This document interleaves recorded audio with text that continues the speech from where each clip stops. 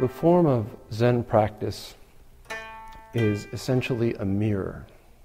It's an opportunity for us to investigate how we engage in this activity, which is the activity of our life.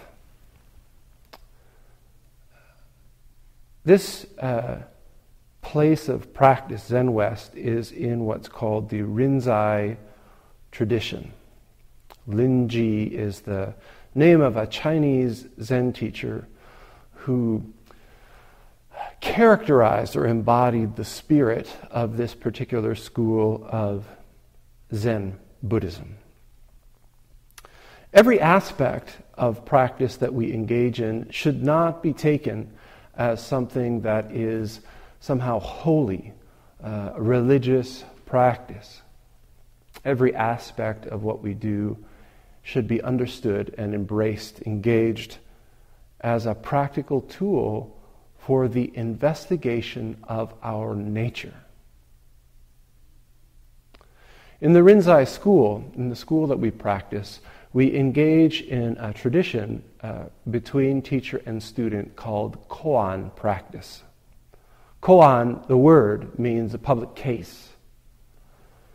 It's a legal term, actually.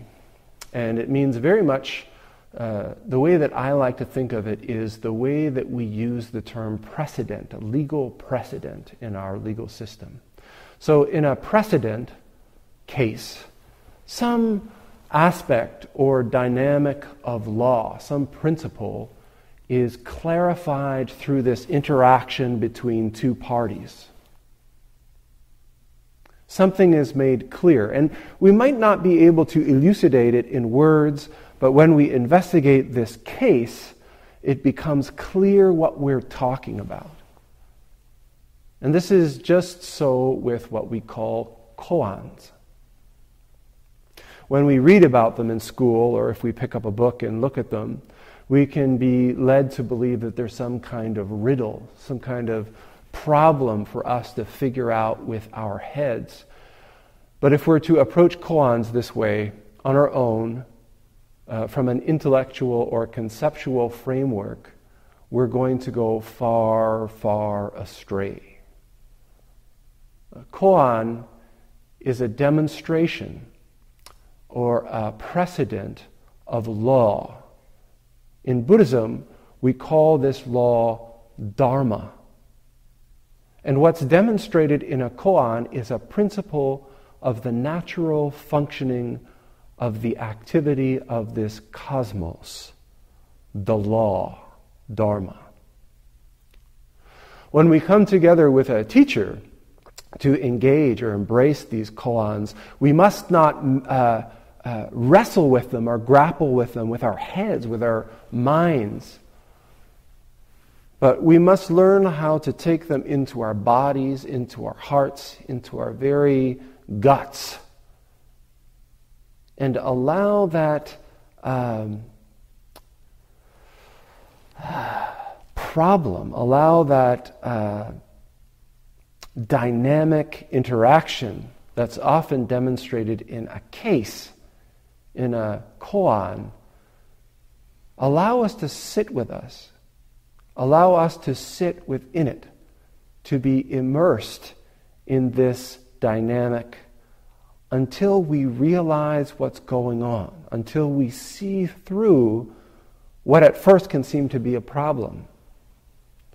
When we truly grasp a case or a koan, we laugh sometimes because it's so simple, it's so straightforward, it's right in front of our eyes and we never see it.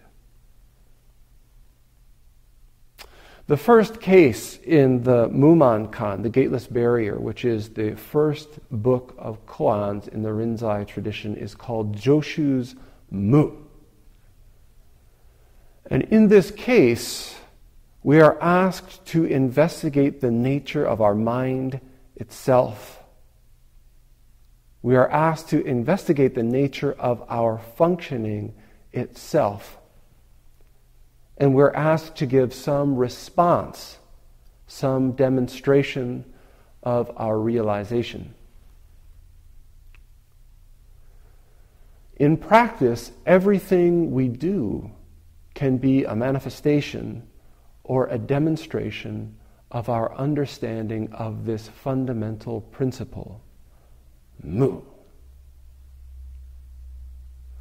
In the commentary, Muman, the person who compiled the Muman-kan, says that if we continue to live in our conceptual minds, if we continue to view this world as a matter of self and other, caught up in our selfish concerns, thinking of things as separate, divided, thinking of things as good and bad, whole and impure, then we constantly live like ghosts, clinging to bushes and weeds. The form of this practice is a mirror. This is what I said at the beginning. Each and every aspect is an invitation for us to manifest clearly, to demonstrate how we are engaging with the activity of our unfolding lives. When we started chanting this evening, I actually thought I was going deaf in one ear because one side of the room was thinking about chanting and one side of the room was chanting. But this mirror, something like chanting, offers us a mirror of how we engage with our lives. When something comes up, are we able to step in wholeheartedly and manifest in harmony, in connectivity, in total commitment with the situation that arises? Or do we put up filters, defenses, think about the situation? My teacher, when he would hear chanting like this, would say, "Oh, I thought there were sick cows in the zendo."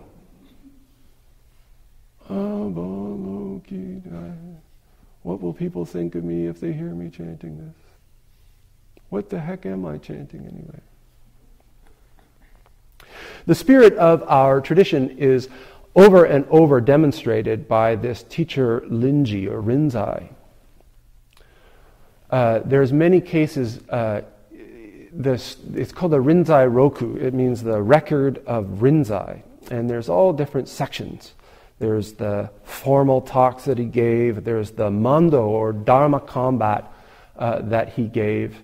There are stories of pilgrimages when he was trained, when he left his master's monastery. The tradition was to go around to other teachers' monasteries, to other places of practice, to wander and to test yourself, to test and to investigate the clarity of people and yourself, to deepen your own practice. Often there would be these interactions. Rinzai became famous for wandering around, and people would say, "Monk, wandering hither and yon, when will you ever arrive? Where do you think you're going?" Rinzai would respond, "Cut!" No question, no hesitation, no filter. Completely present, I have arrived. There is nowhere else for us to be. There is nothing else for us to do than to completely engage with this activity right here. All of the thoughts and doubts and hesitations drop away and we arrive. And what we see completely. And what we hear completely. Each and every aspect of this form is an invitation for us to step forward into our lives and be born into the complete activity of the cosmos, our genuine inheritance, our true nature. And it is this polished mirror. Every time we slip away, every time we drift, it's shown to us utterly clearly. If we're beating the drum and we drift, the music fails. We have to recover. If we're walking in step and we drift, maybe we bump into the person in front of us. Maybe we fall out of step and the whole line falls out of step. If we open our eyes, we can experience and know the consequence, the impact that we have on this vast cosmos when we have just a moment's hesitation. But we should never feel bad. We should never beat ourselves up about these momentary resistances, these momentary obstacles, because we're all going to have them. But what this practice offers us is a mirror. What this community offers us is an opportunity to wake up, little bit by little bit, more and more, so that when our life asks us, "Are you home?" we can respond, "Cuts!"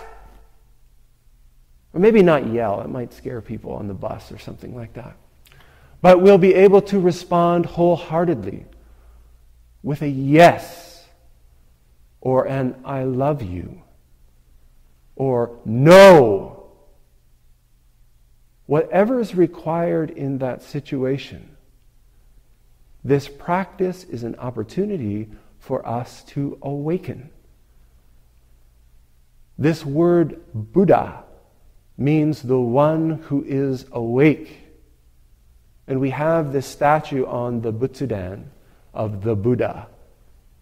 We bow, but we're not bowing to a statue. We're not bowing to a man who lived in India in 500 BC.